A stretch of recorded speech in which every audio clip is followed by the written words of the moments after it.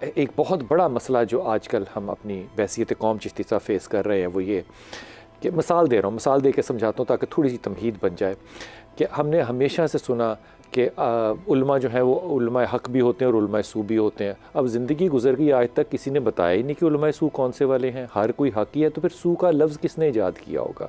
मेरी समझ से बाहर है कि नफ्सियाती मसला हो, माशरती मसला हो, माशी मसला हो, जब तक आप मसले को आइडेंटिफाई नहीं करते, आप उसको समझते नहीं है, उसकी तस्दीक अपने कॉन्शियस और सब कॉन्शियस में नहीं करते, तब तक उसका अगला हल हो ही नहीं सकता। मिसाल के तौर पे आपको गुस्सा आता है, आपके मुझे आता ही नहीं है, हल उसका कौन सा लुकमान हकीम है जो कि कर सकेगा? नहीं कर सकेगा। आपको डिप्रेशन है, आपको डिप्रेशन पहले एक्सेप्ट करनी पड़ेगी, फिर आप मेडिकेशन पर जा सकते हैं। लेकिन हमारे यहाँ अभी तक मेरे ख्याल में माशाअल्लाह ताला 76वां 76 ईयर आ गया पाकिस्तान का, हम अभी तक मजहबी तौर पे इस बात को कबूल ही नहीं कर पा रहे कि हमारे अंदर एक तशद्दुद पसंदी है और वो बग़ैर सोचे समझे है। उसका एक बहुत बड़ा एग्जाम्पल जो है वो आपको सियालकोट में नज़र आया, आपको उसका बहुत बड़ा और वो शर्मिंदगी अभी ख़त्म नहीं हुई थी, यकीन कीजिए, इतनी शर्मिंदगी थी कि आप सोच नहीं सकते। अब वो जड़ावाला का वाक़या जो है वो पेश आ गया। जो इनकी आगे क्या कहना चाहिए इन्वेस्टिगेशन होती है, पता चलता है कि जनाब हमारे झूठ पकड़े जा रहे हैं। वो कमाल बात है, वजूहात ऐसी निकलती हैं जो कि पब्लिकली इंसान डिस्कस ही नहीं कर सकता। लेकिन मुझे लगता है कि ये मसाइल नहीं है। मैं मसाइल को मसाइल तो समझता हूँ, लेकिन ये मसाइल नहीं है। असल मसला ये है कि हम इस बात को रिकग्नाइज़ नहीं कर रहे कि हम अपने इन अदारों को, हम अपने इन लोगों को, हम अपने इन जगहों को अदम बर्दाश्त का मंबा समझते ही नहीं है। हम इसको इनफरादी समझते हैं। मैं सही कह रहा हूँ? मिनट का मौका दीजिए। हम बड़े मजहबी तो बनते हैं, ऐसे मामलात में कुरान जैसी रहनुमाई जब हमारे पास मौजूद है, कुरान फरमाता है वकानल इंसान शयीन उजूला, इंसान बड़ा जल्दबाज है। तो इससे बचने, अब पता चल गया कि अगर कोई ऐसा वाक़या हो जाए, शैतान का काम है, शैतान का काम है, तो उससे पहले कोई डिसीजन लेने से पहले, रिएक्शन करने से पहले आप जल्दबाजी से बचें। फिर कुरान फरमा रहा है वकानल इंसान शयीन, ज़्यादा झगड़ालू है, लड़ाका है, टेम्परामेंट की कमी है। कुरान जब फरमा रहा है तो फिर सोच समझ कर आप रिएक्ट करें, सोच समझ कर तहकीक करने के बाद कोई बात जो है ना वो मेरे जहन से निकल ना जाए। लियाकत, मुझे एक लम्हा दीजिएगा। जैसे कोई कहता है ना कि अजर सवाब मिलता रहे, अपने माँ बाप के लिए आप नलका लगा दे तो अजर सवाब मिलता रहता है, इसी तरह जो गुनाह का काम आप कर लेते हैं ना, उसका भी गुनाह आपको मिलता रहेगा। ये कब्र में जाने के बाद हिसाब ख़त्म नहीं हो गया। जो गलत काम करके जाएंगे, मिसाल के तौर पर आपने गलत मैसेज शेयर कर लिया, अगर आपके मरने के बाद वो मैसेज शेयर होता रहेगा ना, तो यकीन कीजिए वो कब्र आसान नहीं होगी। खुदा के वास्ते उलमा इकराम से दरख्वास्त करूँगा, और मंडे वाले दिन इंशाल्लाह इस पे प्रोग्राम भी करेंगे कि अपने आप को रिकग्नाइज़ करें, फिर पहला कदम उठेगा। 76 सालों में कदम नहीं हम उठा सके, अब दुआ है। जी अस्सलाम वालेकुम कॉलर लियाकत जी। वालेकुम अस्सलाम जनाबी अली जी। ऐसा है, मेरा एक दोस्त है मोहम्मद अरशद नाम है उसका, वालिद का नाम मोहम्मद अशरफ है। मोहम्मद अरशद का वालिद है मोहम्मद अशरफ जी, और वालिदा का नाम बशीरा बीबी है। तो अच्छा, असल में ये बीमार रहता है और कमजोर सा है, तो इसके लिए कुछ क्या बीमार क्या है अरशद बेटा, बताना जरा। कमजोर सा रहता है, बस ऐसे ही कभी कुछ होता रहता है। कभी कुछ से क्या मतलब है? अक्सर बीमार, बुखार वगैरह रहता है या जोड़ दर्द करते रहते हैं, इस तरह का मामला था उसका। कितनी उम्र है अरशद? तकरीबन 28 साल है। मैरिड है? मैरिड था, फिर अब तलाक हो गई है।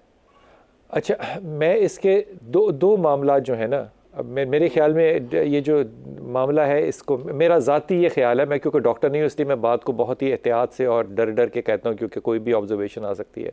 इसका लेवल ऑफ स्ट्रेस और एंग्जाइटी बहुत ज़्यादा है, इसलिए मुझे लगता है कि इसके अंदर IBS का बहुत शदीद प्रॉब्लम है, जिसकी वजह से इसकी जो बड़ी आंत है उसके अंदर सोजिश होगी अगर ये अपना डायग्नोज करवाएगा, लेकिन करवाए। और मैदा इसका जो है वो बहुत कमज़ोर है। सो आने वाले वक्त में जो 2-3 चीज़ें प्रोड्यूस हो सकती हैं, उनमें एक IBS इरिटेबल बाउल सिंड्रोम, दूसरा इसको आर्थराइटिस की तरफ ये मामला जा सकता है, क्योंकि स्ट्रेस बहुत लेने वाला है। अगर तो इलाज करवाना चाहे तो ज़रूर करवाए। IBS का करवा लेगा, आर्थराइटिस भी डिले हो जाएगा। इसकी एज नहीं है कि इसको इस तरह की चीज़ें हों। लेकिन अगला काम जो है वो किडनीज़ का है कि वो किडनीज़ के ऊपर भी इसका इफ़ेक्ट आएगा। ये एहतियात करनी चाहिए। सही रहने के लिए ज़हनी तौर पे मेडिकल ट्रीटमेंट अलग पैरेलल करानी चाहिए। सही रहने के लिए इसको आयत करीमा की ला इलाहा इल्ला अंता सुब्हानका इन्नी कुन्तु मिनज़ ज़ालिमीन और ला हौला वला कुव्वता इल्ला बिल्लाह, ये 2 तस्बीहात जो हैं ये 24/7 अगर सो नहीं रहा तो हर वक्त पढ़े। और ख़ास तौर पे आयत करीमा अपने पेट पे, अपनी नाफ पे हाथ रख के पढ़े। जी अस्सलाम वालेकुम आरिफा। आसिफा जी मेरा बेटा। जी अस्सलाम सर। वालेकुम सलाम। अच्छा, मैंने 2 छोटे छोटे से सवाल ही हैं। बिस्मिल्लाह। एक सवाल ये है कि मैं ना घर में अकेली होती हूँ, मतलब काम मेरे पास बहुत ज्यादा होता है, तो मैं चाहती हूँ कि मुझे कोई आप ऐसा दृश्य बताएं कि मैं चलते फिरते काम करते, हर काम करते ना वो मेरी जुबान पे हो, कोई अच्छा छोटा सा हो हिसाब किताब, मतलब एक तो दुरूद इब्राहिम होता है ना जो पूरा पढ़ा जाता है। जी जी। वो होता नहीं, तो कितना मैं पढ़ूं कि मतलब मेरी काम करते भी चलते फिरते भी वही हो। अच्छा। और दूसरा भी कर लूं साथ ही। जी जी फरमाइए। और दूसरा सवाल ये है कि मेरा बेटा है, उसका नाम है नादिर रजा। मेरा नाम तो आस्था, उसका नाम नादिर रजा। उसकी कहीं बात चल रही है, कभी वो चल पड़ती है, कभी रुक जाती है, कभी अब कुछ ना मेरी समझ में नहीं आ रहा। मेरी प्यारी बच्ची का नाम बताना। बच्ची का नाम मदीहा है और उसकी माँ का नाम सलमा है। अच्छा, कोई और रिश्ता नहीं है नादिर के लिए? नहीं, वो जरा पसंद करता है बस, लेकिन इतना भी नहीं करता, दरमियाना सही है। मेरे ख्याल में नादिर से कहो कि कहीं और देखे, ये ज़्यादा बेहतर होगा। ये नहीं कि वो बच्ची बुरी है, बच्ची बहुत अच्छी है। हाँ। लेकिन नादिर के साथ कॉम्बिनेशन में नादिर इसको के साथ ये पीसफुल रिलेशनशिप आइंदा ज़िंदगी में नहीं रहेगा। नादिर की तरफ से होगा, पीसफुल रिलेशन नहीं होगा। नहीं, बिल्कुल उल्टी बात है ये। ये बात तो है। चिश्ती साहब, चलते फिरते क्या पढ़े? क्या वुजू भी ज़रूरी है? क्योंकि मेरे ख्याल में बहन जो नहीं कह पा रही वो ये कि चलते फिरते घर में पाक ना पाक चीज़ याद हो जाए और दुरूद पाक हो, तो याद कोई भी चीज़ हो जाए तो उसके लिए वुज़ू ज़रूरी नहीं है, खा वो कुरान ही क्यों ना हो। लेकिन एक अगर हमारी बहन ये प्रोग्राम अक्सर देखती रहती हैं तो फिर दरूद पूछ रही हैं, तो कभी आपने इब्तदाइया सुना हो, अल्लाहुम्मा सल्ली अला मुहम्मद व अला आले मुहम्मद, छोटा सा दरूद है और ख़ूबसूरत है और कंप्लीट है।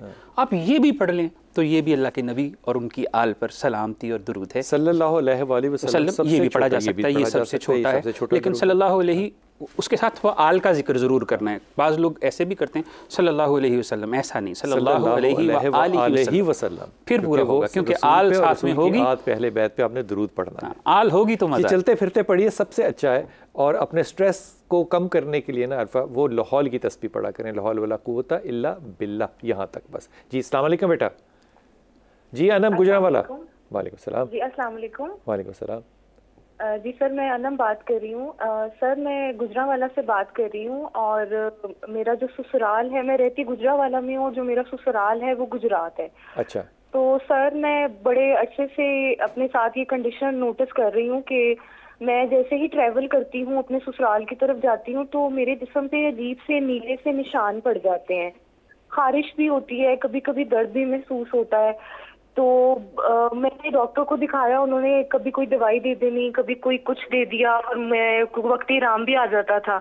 लेकिन अब मैंने किसी ने मुझे कहा कि ये ना जादू का हो सकता है, तो मुझे तो पहले यकीन नहीं आया। फिर मैं गई किसी के कहने पे कहीं, तो उन्होंने कहा कि जी आप पे जादू ही है। तो मैं आपसे पूछना चाह रही हूँ कि क्या ऐसा कोई होता है, अलामात होती हैं ऐसी कि जिस्म पे धब्बे पड़ जाएं, खारिश हो जाए, या कोई भी ऐसी चीज़ जो आपके साथ हो जाए ऐसे? अच्छा, ये बेटा ज़रा सुनना, मैं चिश्ती साहब क्या जब जाती हैं ससुराल जाती हैं, इनके शहर चेंज करती हैं, तो वहाँ पे इनको ये सिलसिला हो जाता है? देखें, जादू जो बुनियादी तौर पर यही है कि ऐसे अमाल किए जाते हैं इरसाल हवातफ़ के ज़रिए से। वो क्या चीज़ है? इरसाल हवातफ़ ये होता है कि ऐसी पढ़ाइयाँ जिनकी वजह से ऐसे ताकत पैदा हो जाती है या मुक्कल पैदा हो जाता है, या उनकी तासीरात ऐसी हो जाती हैं कि कोई शख्स एक इलाका चेंज करके दूसरे इलाके में या ससुराल में जाता है तो उस पर असरात वारिद होना शुरू हो जाते हैं। का होना ज़रूरी नहीं है, कोई करने वाला इलाका चेंज करते ही शुरू हो जाते हैं। जैसे हम कहते हैं कि जी इसका सफ़र बांध दिया है, तो ऐसे मामलात हो जाते हैं। और ये इसलिए होते हैं कि कुछ लोगों को अजियत पहुँचाना चाहते हैं। हसद है ना, तो हासिदीन ही ये ऐसे लोगों के पास जाते हैं, दूसरों का तमाशा। और इसके लिए मेरी बहन आपको मैं एक बेहतरीन मशवरा देना चाहूँगा, आप सूरह साफ़ात है कुरान मजीद में, सूरह साफ़ात की पहली 10 आयात और सलामुन कौलुम मिर रब्बिर रहीम, सलामुन कौलुम मिर रब्बिर रहीम सूरह यासीन से है। तो इसकी जो है ना वो 11-11 तस्बीहात करके अंधेरे के अंदर पानी में पड़ें, फूंक मारें और पीना शुरू करें। इंशाअल्लाह ये कैफियत ख़त्म हो जाएगी। जादू हुआ, इरसाल हवातफ़ का अमल हुआ, सिफली अलवी कुछ भी हुआ, सब ख़त्म हो जाएगा। क्योंकि एक दफ़ा फिर बता दीजिए इन्होंने क्या पढ़ना है। सूरह साफ़ात की पहली 10 आयात, सूरह साफ़ात की पहली 10 आयात और कुरान मजीद के अंदर सूरह यासीन में सलामुन कौलुम मिर रब्बिर रहीम, ये वाली 11-11 तस्बीहात अंधेरे में बैठ के, रोशनी ज़्यादा ना हो, कम लाइट हो, उसमें पढ़ें, पढ़ के पीना शुरू कर दें। इंशाअल्लाह ख़त्म हो जाएंगे जैसे भी असरात और तासीरात।